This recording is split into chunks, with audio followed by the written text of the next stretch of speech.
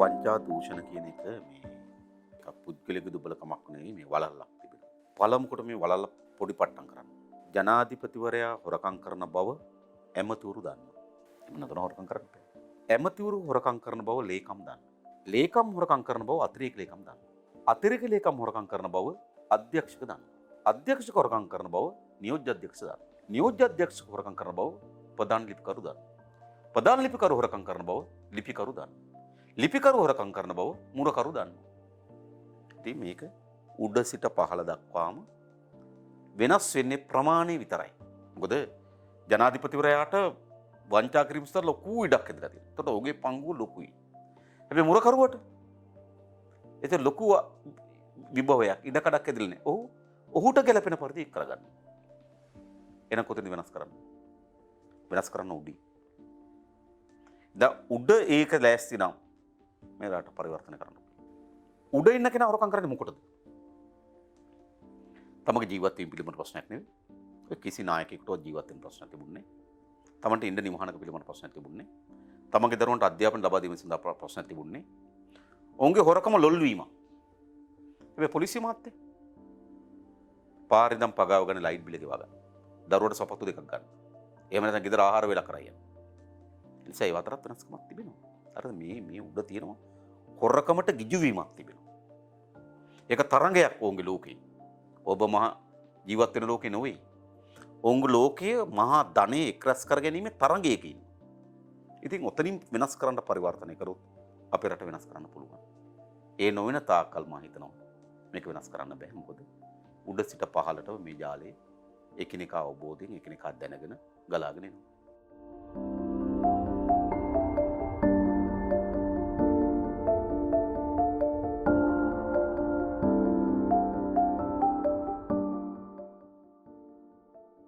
අපි හිතනවා අපේ රටට ආයෝජනයන් කරුණු දෙකක් වෙනුවෙන් අපි ආයෝජනයට එකඟයි.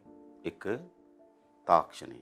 තාක්ෂණ සහ ප්‍රාග්ධන අවශ්‍යතාව වෙනුවෙන් ආයෝජනයක් කැඳවිය යුතුයි.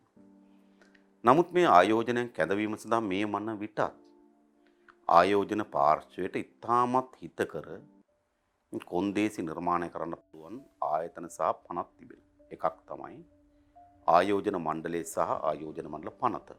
එතකොට එවැනිම ඕනෑම ආයෝජන පත්‍රිකාවක් ඉදිරිපත් කිරීම, ඒක පිළිබඳව සමීක්ෂණ කිරීම, ඒක අනුමත කිරීමේ කාර්යයට තිබෙන ආයෝජන මණ්ඩලයේ.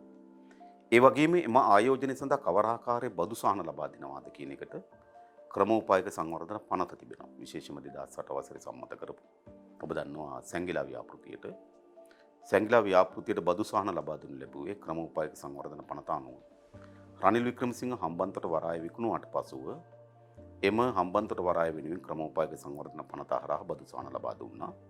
කොච්චරද කියනවනම් සමහර බදු මුළුමනින්ම අවුරුදු 28ක් යන තෙක් නිදහස්. තවත් යම් බදු ප්‍රමාණයක් 50ක් තව අවුරුදු 15ක් යන තෙක් නිදහස්. ඒ කියන්නේ බදු සහන අවුරුදු 43කට ලැබෙනවා. මා පාර්ලිමේන්තුවේදී ගැන කරුණු ඉදිරිපත් කරලා පෙන්නුවා. මුළු බදු ලැබෙනකොට රනිල් වික්‍රමසිංහ ජීවිතුන් අතරත් නැහැ කියලා. ඒ නිසා අපිට ආයෝජනය කැඳවා ගැනීම සඳහා අවශ්‍ය වෙන නීති සම්පාදන ආයතනයන් තිබෙනවා.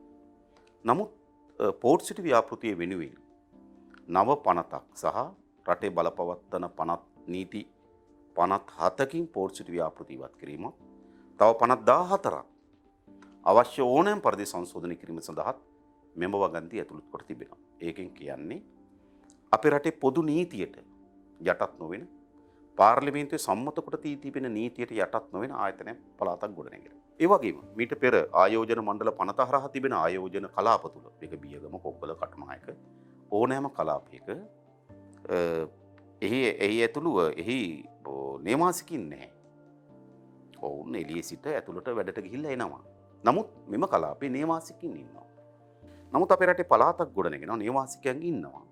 හැබැයි ඔවුන්ගේ ඡන්ද බලයකින් නෙවෙයි එම ආයතනේ ගොඩනැගෙන්නේ. එනිසා ඒකත් වැරදි. විශාල සංවර්ධන කතාවක් කියන එක මම දැක්ක සමහර අය කියලා තිබුණා. මේක තමයි අපේ රටේ ආර්ථික හැරවුම කියලා. ඉතින් වර්ග කිලෝමීටර් 65610ක් තියෙන, කෝටි 2කට වඩා ජනගහනයක් තියෙන, විශාල සම්පත් තිබෙන ඒ රට වගේ අටගුණයක මහමූදක් තියෙන දැවැන්ත සම්පත් ආකාරයක් තියාගෙන ඒක රටේ සංවර්ධනය නෙවෙයි නම් මේ අක්කර 1115ක් ගොඩ කරලා හදන නගරයද අපේ රටේ ආර්ථික හැරවුම.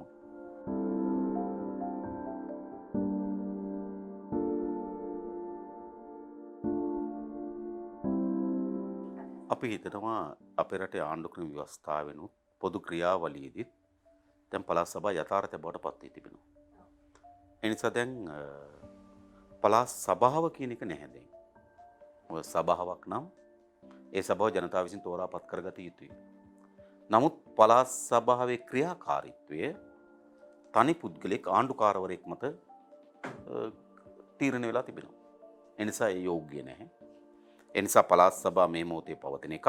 ඒකට බලතල පැවරී තිබෙන එකක්. ඒ නිසා ජනතාවගේ විසින් ඒ සභාව ස්ථාපිත කළ යුතුයි. ඒ නිසා මැතිවරණ පමා වීම කිසියෙත්ම යෝග්‍ය නැහැ.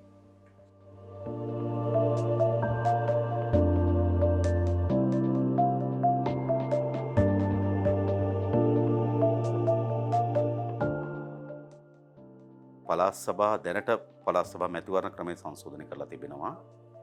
නමුත් ඒ සංශෝධනයට අනුරූප වන පරිදි ඒකට ගැළපෙන විදිහට සීමා නිර්ණය ඉටු කරලා නැහැ. නමුත් ආණ්ඩු උත්සාහ කරනවා ඒ සීමා නිර්ණය කොට සම්පූර්ණ කරනව වෙනුවට පළාත් සභා ඡන්ද ක්‍රමීම වෙනස් කර ගැනීම සඳහා සාකච්ඡාවක් තිබෙනවා. දන්නා පරිදි යම් යෝජනාවක් කැබිනට් මණ්ඩලයට ඉදිරිපත් කළා තිබෙනවා. නමුත් ඒක තම රටට හෝ පාර්ලිමේන්තුවට හෝ තාම මේ වෙනි යෝජනාවක් ඉදිරිපත් කොට නැහැ. නමුත් කැබිනට් මණ්ඩලයට ඉදිරිපත් කොට තිබෙනවා පළාත් සභා නව ඡන්ද ක්‍රමයක් පිළිබඳව. ඉතින් දැන් කළ හැකි ප්‍රායෝගික දේ ගත්තොත් පැරණි සමානුපාතික මනාප ඡන්ද ක්‍රමය මේ ඡන්ද සඳහා බලංගු කිරීම සඳහා පනතක් ගැනීම තමයි මේ ඉක්මනින් කරගන්නවා නම් කරගත හැකි එකම විදිය.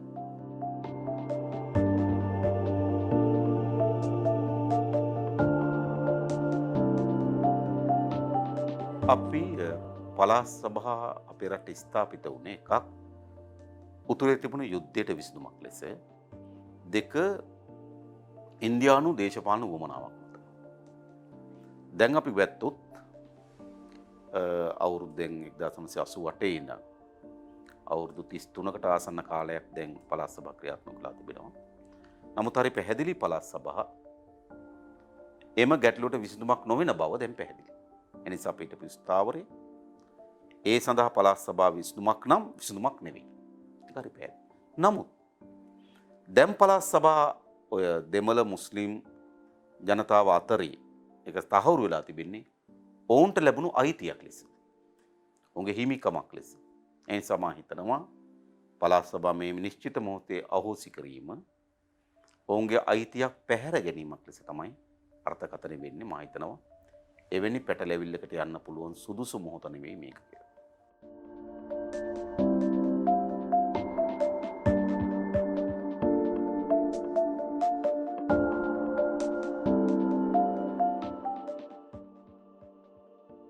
පාස්කු විවාදයේ දින 6ක් පැවැත්වුණා. දින 6ේදී අපිට ලැබුණ එක අවස්ථාවයි කතාවට. මොකද අපේ සංඛ්‍යාව කුඩා නිසා. ඒ අවස්ථාවේදී මා සියල්ල ඉදිරිපත් කරලා තිබෙනවා. විශේෂයෙන්ම හිටපු ජනාධිපති මහින්ද රාජපක්ෂ මැතිතුමත් කේලිය රඹුක්වැල්ල කැබිනට් මාධ්‍ය ප්‍රකාශකවරයා පිළි අරගෙන තිබුණා සාරාන්නට පඩිගිය බව. ඒතකොට අපි දන්නවා කාට හරි රාජ්‍ය බුද්ධියන්සර තීරණය කරන්න පුළුවන් තමන්ගේ ආරක්ෂක මූල උපායන් මත යම් කණ්ඩායමකට පඩිගෙවා නඩත්තු කිරීම. ඒක අපි විවාද කරන්නේ නැහැ. කරන්න පුළුවන් ආරක්ෂක පැත්තෙන් ඉඳලා. හැබැයි අපිට ප්‍රශ්නයක් තිබෙනවා. බුද්ධියන්ස විසින් පඩිගෙවා නඩත්තු කරන ලද කණ්ඩායමක් ඔවුන්ගේ ග්‍රහණයෙන් ගිලිහුණේ කවදාද? ඒක වැදගත්. ග්‍රහණයෙන් ගිලිහුණාට පසුව ඒ කණ්ඩායම් පිළිබඳ ගනු ලැබූ තීන්දුව කවරේද? එසේ නැත්නම් තමන් විසින් එවැනි සංවිධානයක් ගොඩනගන ලද්දේ මේ අරමුණින්ද? ඒක තමයි අපිට මතුවෙන පළවෙනි ප්‍රශ්නය. ඒකට ආණ්ඩුව පිළිතුරු ලබා දී. දෙවෙනි ප්‍රශ්නය අප්‍රේල් මාසයේ 4 වෙනිදා එන තොරතුරු 2019 අවුරුද්දේ ප්‍රහාර එල්ල විය හැකි ආකාර 4කුත් සහරාන් රිල්වාන් ඇතුළු කණ්ඩායමක් විසින් ප්‍රහාර එල්ල කරන බවත් තොරතුරක් ලබා දුන්නා. ඒ අප්‍රේල් මාසයේ 4. නැවත අප්‍රේල් මාසයේ 20 වෙනිදා හවස තොරතුරක් ලැබෙනවා. හෙට පහර දෙනවා කියලා. ඊට පස්සේ අප්‍රේල් මාසයේ 20 වෙනිදා උදේ 6:45 තොරතුරක් ලැබෙනවා. අද උදේ 8:10 අතර පහර දෙන්නේ හෝටල් සහ කතෝලික දේවස්ථාන වලට කියලා. එතකොට බුද්ධ්‍යංශ වෙතේ ලැබුණු තොරතුරු අවස්ථා තුනකදී ලැබෙනවා. ඒ තොරතුරු දිහා බලපුවාම තේරෙනවා ඒවා ඉතාම සමීපතම තොරතුරු. එහෙනම් අප්‍රේල් මාසේ 14 වෙනිදා ඉඳන් ප්‍රහාරය දක්වා තව ගොඩාක් සිදුවීම් සිද්ධ වෙනවා. ඇඳුම් කට්ටල මිලදී ගැනීම, පුපුරන ද්‍රව්‍ය ගෙන යාම, අප්‍රේල් මාසේ 16 වෙනිදා බයිසිකලයක් පුපුරව හැරීම. එතකොට අන්න ඒ පිළිබඳව තොරතුරු ලබා නොදුන්නේ ඇයි? එවැනි සමීපව තොරතුරක් නම් ඒ තොරතුරු ලැබිය යුතු තිබුණා. තුන්වෙනි කරුණ ඒ වගේම සිදුවීම සිද්ධ වුණාට පසුව තාජ් හෝටලේ බෝම්බේ පුපුරාගෙන සැලසුම් කරපු ජමීල් කියන කෙනාගේ ගෙදර ඔහු නැවත දෙහිවල ට්‍රොපිකල් ඉන් හෝටලේ බෝම්බය පුපුරා ගන්නවා. ඊට පෙර බුද්ධ්‍යංශයේ නිලධාරියෙක් ජමීල්ගේ නිවසට යනවා. ඒතර ඒක සිද්ධ වුණේ කොහොමද කියන එක පරීක්ෂණයෙන් අපිට ඕන. ඒ වගේම IS සංවිධානයට මේ බාර ගැනීම සඳහා මේ සහරාන් කියලා තව පුද්ගලෙක් මැලේසියාවට කතා කරනවා. ඒ සහරාන්ට තව කෙනෙක් කතා කරනවා. ඒ කතා කර කෙනා කවුද?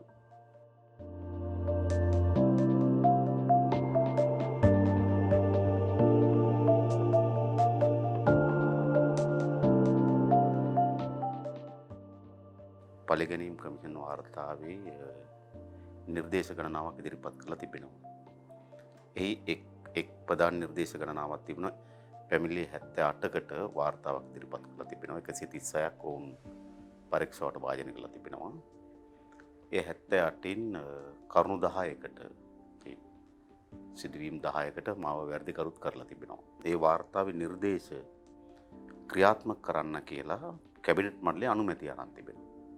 එතන කැබිනට් මණ්ඩලයේ ගනු ලැබූ අනුමැතිය තමයි නඩු 78ක් අධිකරණයේ දැන්ට විභාග වෙමින් තිබෙන ඒවා ඉවත් කර ගැනීම සඳහා අර චෝදිතයන් මා ඇතුළු කණ්ඩායමකගේ ප්‍රජාහිතය අහෝසි කිරීම සඳහා බලපවත්වන ජනාධිපති කමිටු සභාව පිහිටවන්න කියලා. ඒ නිසා ඒක දැනට කැබිනට් මණ්ඩලය අනුමත කරපු එකක්. ඒ වගේම ජනාධිපතිවරයා අවස්ථා දෙකකදී එම කමිෂන් සභාවේ වගන්ති සංශෝධනට භාජනය කොට තිබෙනවා. එකක් පෙබරවාරි මාසේ 5 වෙනිදා පළමු සංශෝධනය, අප්‍රේල් මාසේ 1 වෙනිදා පළමු සංශෝධනය. ඒ නිසා එළියේ කවර කතා කිව්වා කැබිනට් මණ්ඩලයේ තීරණයක් තිබෙනවා. ඒ තීරණයට අනුරූප වන පරිදි ජනාධිපති කමිෂන් සභාව පිහිටවා තිබෙනවා. ඉතින් අපිට മന്ത്രിවරු එක එක තැන්වල කියනවට වඩා වැදගත් කැබිනට් මණ්ඩලයේ තීරණයක් ඒ තීරණය මත පදනම්ව ජනාධිපතිවරයා කමිෂන් සභාවක් පිහිටවා තිබීම. මා හිතනවා මේ රටේ මහා විශාල වංචා දූෂණ අපරාධ සිදු වී තිබෙනවා. අපේ රට මේ චෞර වලල්ලක ග්‍රහණයට යටත් වී තිබෙනවා. ඒ චෞර වලල්ල දේශපාලකයන්ගෙන් පමණක් සමන්විත වලල්ලක් නොවේ. අපි දන්නවා මේ චෞර වලල්ල දේශපාලනයේ කණ්ඩායමක් ඉන්නවා. එන විශේෂයෙන් ආණ්ඩු බලය හොබවන කණ්ඩායමක් ඒ චෞර වලල්ලේ උඩින්ම ඉන්නවා. ඊට අමතරව රාජ්‍ය සේවය අපි ගත්තොත් අපේ රටේ පරිපාලන සේවය 2400ක් පමණ ඉන්නවා. ඒ 2450කට වගේ 14ක් මේ චෞර වලල් නියෝජනය කරනවා. ඒ වගේම පොලිසිය හිල්ලාරින් ඉන්නවා. ඔබ දන්නවා 84000ක් විතර අපේ පොලිසිය ඉන්නවා. ඒ පොලිසියෙන් 50ක් 100ක් විතර පමණක් මේ චෞර වලට ආරක්ෂාව රැකවරණ දෙන ඒ වලල්ලට ඇතුල් වී තිබෙනවා. ඒ වගේම අපේ රටේ කර්මාන්තකරුවන් ව්‍යාපාරිකයන් ඉන්නවා. හැබැයි කර්මාන්තකරුවන් ව්‍යාපාරිකයන් 14ක් මාධ්‍ය ආයතන සහ මාධ්‍ය ආයතන හිමිකරුවන්. ඒ වගේම පරීක්ෂණ කිරීමේ ආයතන, නීති ගුණ කිරීමේ නීතිපති දෙපාර්තමේන්තුව, අධිකරණ පද්ධතිය මේ හැමතැනම මේ චෞර වලල්ලේ කොටස් විහිදලා ඉන්නවා. ඒ නිසා මට අරගලයක් තිබෙනවා. මට සහ අපේ පක්ෂයට අරගලයක් තිබෙනවා. මේ දූෂිත චෞර වලල්ල පරාජයට පත් කිරීම සඳහා අරගලයක් සටනක් තිබෙනවා. ඒ සටන මාකට කොට තිබෙනවා. ඉතින් ඒක වරදක් නෑ. ඒ වරද දහස් වතාවක් ඕක කරන්න මා පැකිලෙන්නේ නෑ. මා හිතනවා මේ රටේ මහජනයාගේ ධනය, දීපල, කෝටි ප්‍රකෝටි ගණන් එක් රැස් කරගෙන තිබෙන මේ චෞර වලල්ලට එරෙහිව අරගලේ සාධාරණ අරගලයක්, යුක්තිගරුක අරගලයක්. ඉතින් මම මේ අරගලේ නිරත වෙනවා. උපාලි අබේරත්න දේශපාලන පරිගැනීමේ කොමිෂන් සභාවට විරුද්ධ නඩුවක් දැම්මා අභියාචනාධිකරණේ. ඇවන්ගාඩ් සමාගම මෙම කොමිෂන් සභාව අමුවට පැමිණීම වැරදි. ඒ නිසා ඔහුට ඒ කොමිසමට යන්න බලයක් නැහැ කියලා මා අභියාචනාධිකරණේ නඩුවක් ගොනු කරා.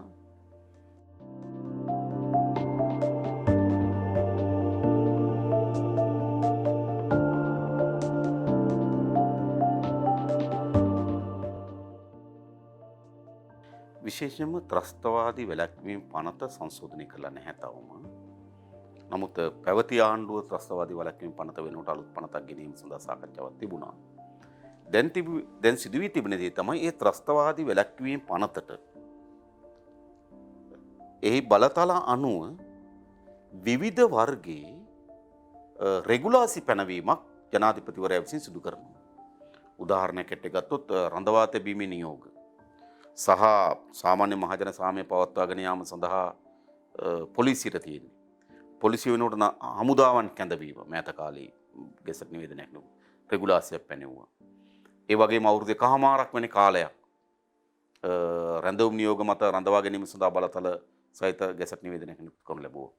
ඒ නිසා ත්‍රස්තවාදී වළක්වීම පනත යටතේ තිබෙන යම් වගන්ති උපයෝගී කරගෙන යම් මර්ධනකාරී මානව හිමිකම් උල්ලංඝනය වෙන ආණ්ඩුවේ දේශපාලන වමනාව සඳහා ගැට ගැහුණු යම් ප්‍රයත්නයක් යෙදෙනවා. එනිසා පරාජයට පත් කළ යුතුයි. ඒට එරෙහිව යුතුයි.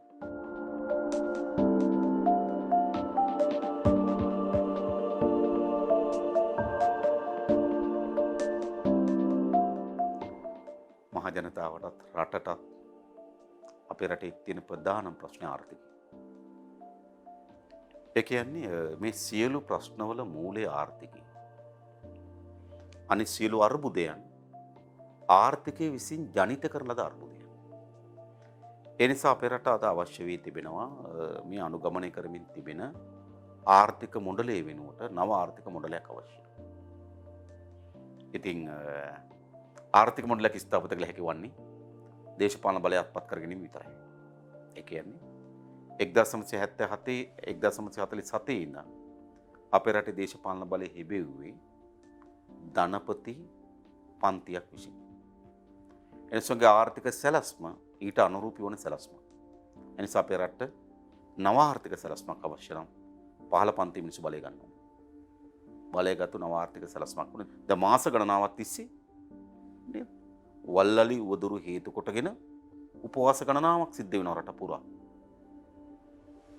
එකක් නේ. තමන්ගේ ජීවිත ආරක්ෂාව, තමන්ගේ භෝගවල ආරක්ෂාව, තමන්ගේ දේපල ආරක්ෂාව. ඒක තමයි මිනිහගේ මූලික දේ. ජීවිතය ආරක්ෂා කරන්න බැරි නම් තමන්ගේ භෝග ආරක්ෂා කරන්න බැරි නම් තමන්ගේ දේපල ආරක්ෂා කරගන්න බැරි නම් ඒ රට රටක් නෙමෙයි තවදුරටත්. එනිසාත් රට පුරා මේ උද්ඝෝෂණ කරලා තියෙනවා ජනතා විමුක්තිය අපේ සහායයකට තියෙනවා. සමහර දේවල් අපි මෙදෙත්ලා කරනවා. ඒ වගේම ඔබ දන්නවා සුද්‍ර මූල්‍ය ණය ප්‍රශ්නේ ගත්තා. ඒක අපේ රටේ ආර්ථික විශාල ප්‍රශ්නයක්. ඒ කියන්නේ මූල්‍ය සමාගම් කීපයක් විසින් අපේ රටේ ග්‍රාමීය ජනතාව, ග්‍රාමීය කාන්තාව විශේෂයෙන් රැවටීමකට භාජනය කරලා ගෙව්වට ඉවර වෙන්නේ නැති ණය උගුල කිර කරලා තිබෙනවා. ඒ නිසා මේ ණය උගුලට එරෙහිව සටනක් තිබෙනවා.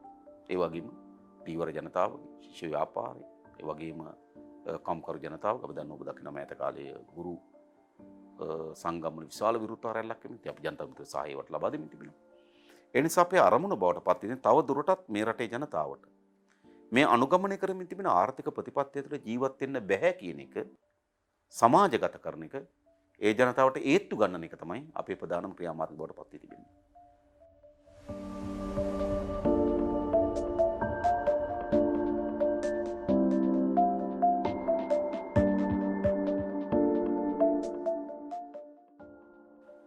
ඇත්තට මේ එකක්වත් ක්ෂණිකව පැන නගුණු ඒවා නෙවෙයි. මේවා දීර්ඝ කාලයක් තිස්සේ අපේ රට අනුගමනය කරලද ආර්ථික ප්‍රතිපත්තියේ ප්‍රතිවිපාක. එය උස්සන්න කරේ කවද්ද කියලා ඇහුවා. ඒ කියන්නේ මේක ගලාගෙන ආපු අර්බුදයක්. ඒ උස්සන්න උනේ විශේෂයෙන්ම 1978 අනුගමනය කළ ආර්ථික ප්‍රතිපත්තිය. ඒ ආර්ථික ප්‍රතිපත්තිය විසින් තමයි මම හිතන්නේ අපි මෙවැනි ණය ගුලක මෙවැනි ආර්ථික කඩාවැටීමකට අපි හිර කරලා තිබෙනවා. ඒ නිසා මම හිතනවා ඒවා එනේ එක් පාලනයන් 78 මේකට ආරම්භය දුන්නට 94 චන්ද්‍රිකාගේ ආණ්ඩුව මේකට නැවත ජවයක් දෙනවා. 2005 මහින්දගේ ආණ්ඩුව තවත් උසවනවා මේක. 2015 රනිල්ගේ ආණ්ඩුව තවත් මේක ඉදිරියට ගෙනවනවා. දැන් ගෝඨාභයගේ ආණ්ඩුව තවත් ඉදිරියට ගෙනියනවා. ඒ නිසා මම හිතනවා ආරම්භය 78 වුණත් එතනින් පස්සේ වලපත් වෙච්ච හැම ආණ්ඩුවක්ම මේක පියවරෙන් පියවර උස්සන්න කරා.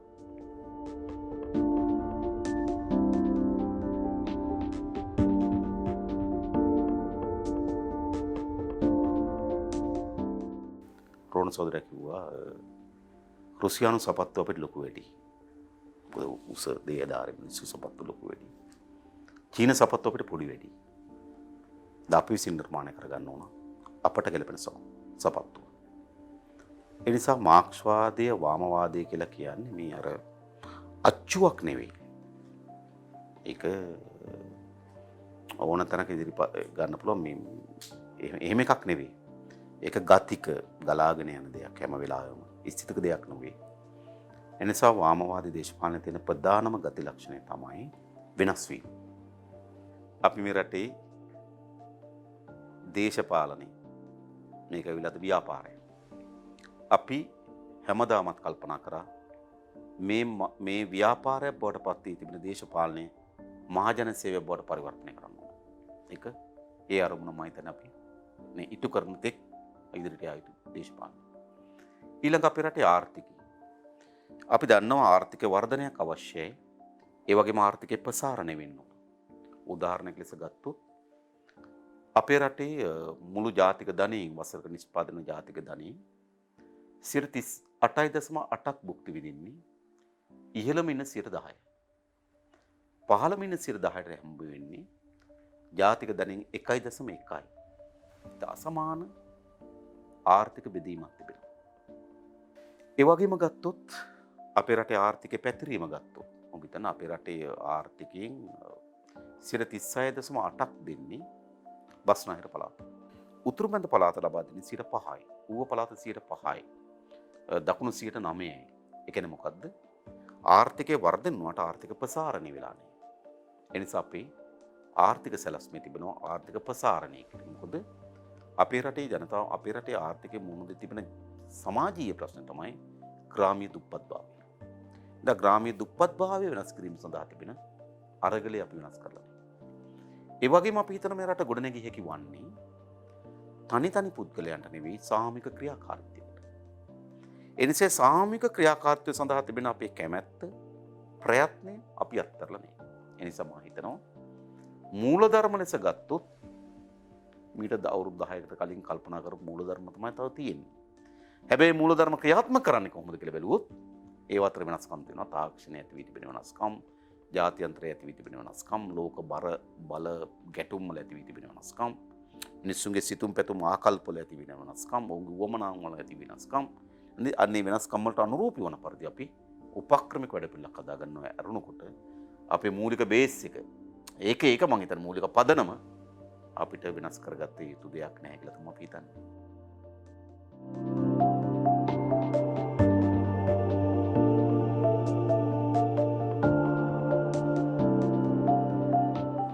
මේ ගෝලීය තත්ත්වෙම තමයි සමාජවාදී යථාර්ථය කරලා තියෙන්නේ. ඒ කියන්නේ මම හිතනවා විශේෂයෙන්ම දෙවන ලෝක යුද්ධයෙන් පස්සේ ලෝකේ අත්පත් කරගත්ත තාක්ෂණයේ මහා පරිවර්තනය. ඔබ දන්නවා ශබ්දයේ වේගයෙන් යන යාන නිර්මාණය කරලා තිබෙනවා. sannivedanaye මහා පරිවර්තනය වෙලා තිබෙනවා. ඒ කියන්නේ මිනිසා විසින් අත්පත් කරගන්න ලද තාක්ෂණ ක්ෂේත්‍ර විශාල ජයග්‍රහණ තිබෙනවා. හැබැයි ජයග්‍රහණ වල ප්‍රතිඵල ලෝකේ සමහර ධනපතියන්ගේ මුළු ධනය සමහර රටවල් වල ධනයට සමානයි. දවසකට අවුරුදු 5ට වඩා අඩු දරුවන් 25000ක් මිය යනවා. ආහාර නැතිව. ඔබ දකින්න නැති මොන කේද වාචකයක්ද මම දැක්ක සමහර ප්‍රවෘත්ති වාරවල ඉන්දියාවේ පෞද්ගලික ජෙට් යාන අරගෙන මිනිස්සු පැනලා යනවා කියලා. හැබැයි ඒ වගේ තමන්ගේ මලකඳ පුජ්ජ ගන්න බැරුව දරසය හදා ගන්න බැරුව දර හොයමින් එවිදින පුරවැසියෝ හම්බෙන ඉන්දියාව. ඒ නිසා මම හිතනවා වෙනදාටත් වඩා වැඩි සමාජ සාධාරණ සමාජ යුක්තිය අසමානතාවය මේ සමානත්මතාවය අද සමාජයට අවශ්‍යයි. ඒ නිසා මම හිතනවා වෙනදාටත් වඩා වැඩියෙන් අදත්ත ලෝකයේ සිදුවීම් ඔක්කොගෙම පෙන්වන්න කළ තිබෙන්නේ සමාජවාදී කියන.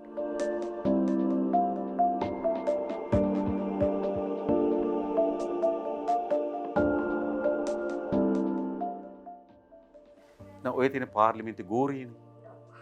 පාර්ලිමේන්තු ගෝරිය ගත්තොත් ඒගොල්ලෝ ගහ ගන්නවා, ඒගොල්ලෝ රණ්ඩු වෙනවා, ආයෙකට පාටි දානවා, ඒකට පක්ෂ වලට මාරු වෙනවා. ඉතින් අපි ඒ රංගනේ නන්නේ. ඒක ඇත්ත ඔබ කිව්වත්. හැබැයි අපිට ඊට වඩා විශාල දායකත්වයක් තිබුණා මේ සමාජ පරිවර්තන කිරීම, මේ සමාජ වෙනස් කිරීම සඳහා අධ්‍යාපනය, දේශපාලන ඉගැන්වීම ඒ කාර්යය තමයි අපි නිරත වෙන්නේ සිටින්නේ.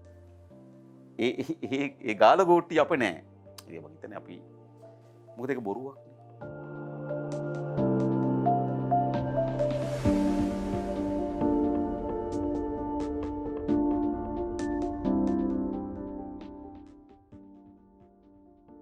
ජාත්‍ය පක්ෂයේ අනන්‍යතාවයම තමයි මේ රටේ පොදු ජනතාවට මේට වඩා හොඳ රටක් සමාජයක් නිර්මාණය කිරීම දීමේ අනන්‍යතාවය.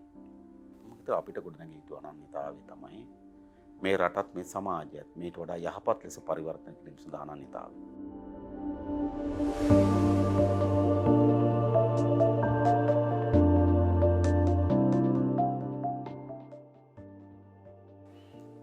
මේ සමාජයේම ජීවත් වෙමින් ඒකෙම වෙහැරෙමින් ඔහේ මියදෙන මිනිස්සු සමූහයක් ඉන්නවා.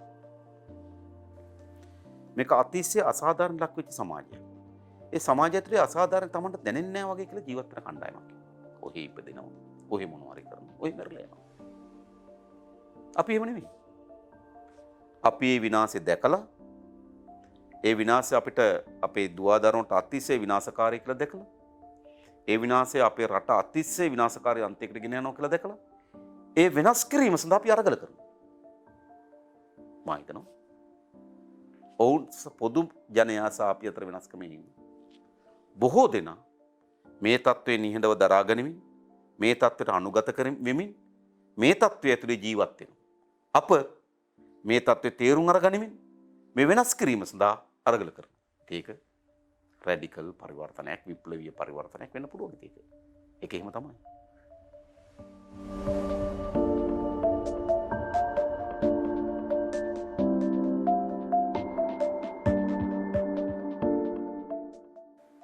සමාජයේ අපිට තියෙන කැමැත්තයි ඒ කැමැත්ත ඡන්දයක් බවට පත් වෙන එක අතර වෙනසක් තිබෙනවා. ඡන්දදායකයාගේ අපේක්ෂාවයි උගේ කතරේ අතර පරස්පරයක් තියෙනවා. කිසි ඡන්දදායකයෙක් අපේක්ෂා කරන්නේ නැහැ අපේ රට මහානායකුලක හිර කරන්න කියලා. හැබැයි නායකුල හිර කරන කෙනාට කතරේ ගන්නවා. කිසි ඡන්දදායකයෙක් අපේක්ෂා කරන්නේ අපේ වනාන්තර පද්ධතිය, අපේ ගංගා පද්ධතිය, අපේ පරිසර පද්ධතිය විනාශ කරන්න කියලා. හැබැයි පස් කපන කෙනාට වැලිගොඩ දාන කෙනාට කැලෑ කපන කෙනාට කතරේ ගන්නවා. ඒකනේ. ඉතින් ඒ කියන්නේ ජනතාවගේ අපේක්ෂාවයි උන්ගේ කතරේ අතර පරස්පරයක් තිබෙනවා. ඒක තමයි අපිට බලපාලා තියෙන්නේ. ඉතින් අපි උත්සාහ කරන්නේ ඔබ හිතන සමාජයේ ඔබ හිතන පාලනය ඔබ හිතන ආණ්ඩුව ඔබට අවශ්‍ය පාලකයා අන්න ඒකට කතරේ ගන්න පටන් ගත්තොත් ඕන් ජීවිත තෝරගනි. ඒක තමයි අපිට තියෙන අරගලය කියලා අපි හිතනවා.